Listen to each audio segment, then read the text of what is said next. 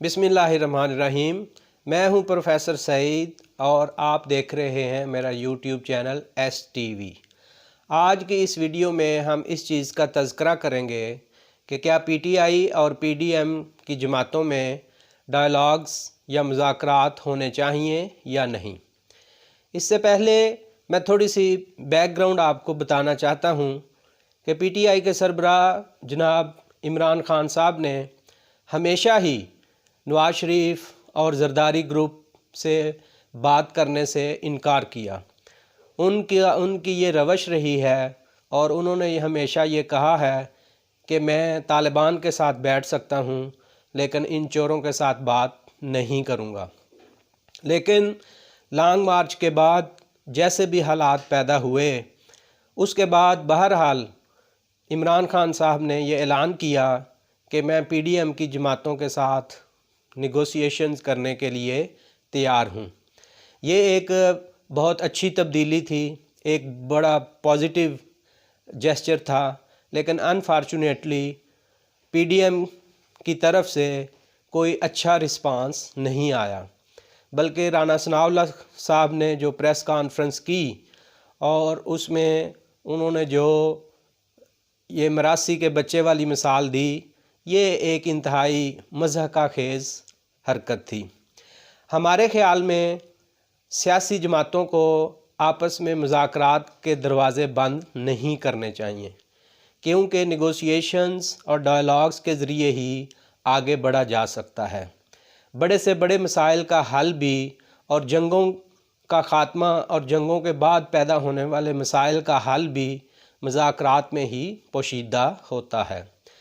हमारी ये राय है कि अगर इस मौका पर PTI और PDM की जमातों में मुज़ाकरात होते हैं और उनमें हमारी राय के मुताबिक 5-6 चीज़ें अगर डिसाइड कर ली जाती हैं तो ये आने वाले हालात में, आने वाले वक्त में पाकिस्तानी सियासत पर बहुत अच्छे असरात मुरतब करेगी। हम चाहते हैं और हमारी ये सजेशन है कि PTI और PDM को मिल बैठकर कम अज़ कम ये 5 चीज़ों पर फ़ैसला करना चाहिए।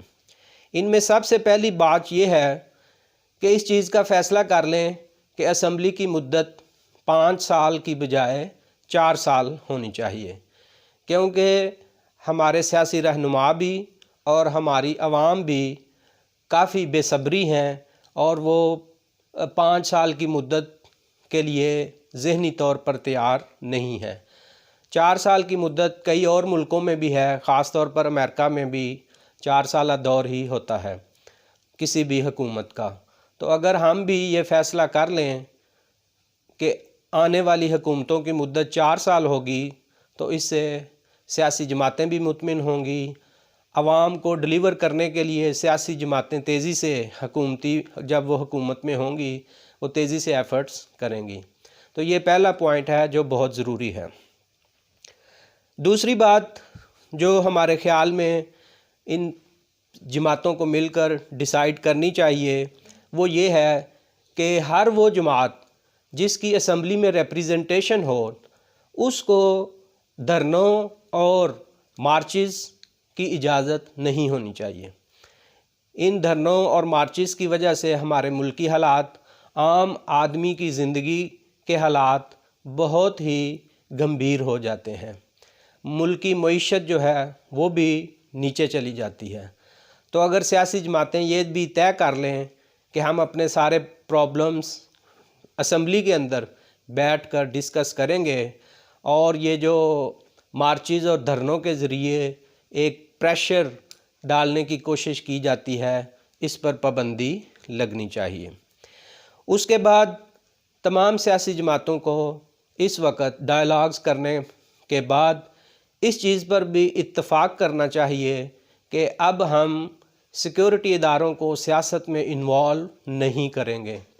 वो ख़ुद ऐलान कर चुके हैं कि हम सियासी अमल का हिस्सा नहीं बनेंगे। तो लिहाजा सियासतदानों को भी और सियासी पार्टियों को भी ये तहैया करना चाहिए कि हम किसी भी सूरत में सिक्योरिटी इस्टेब्लिशमेंट और दिफाई इदारों को سیاست میں نہیں گھسیٹیں گے۔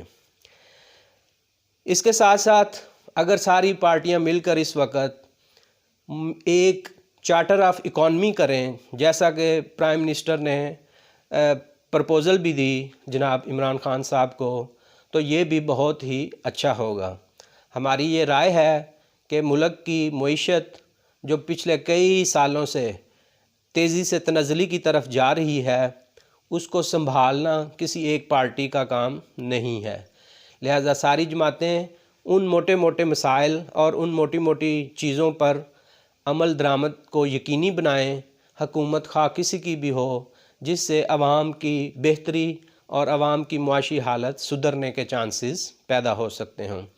تو ایک چارٹر آف اکانومی کرنا چاہیے اور وہ بیسک پرنسپلز طے کر لینے چاہیے جو آئندہ 20-25 سال تک ہماری معیشت کے لیے بہتر ہوں۔ اور آخر میں پی ٹی آئی اور پی ڈی ایم کی تمام جماعتوں کو ان مذاکرات کے ذریعے، ان ڈائلاگز کے ذریعے یہ بھی ڈیسائیڈ کر لینا چاہیے کہ ہم حکومتی خرچوں میں خاطر خواہ کمی لائیں گے۔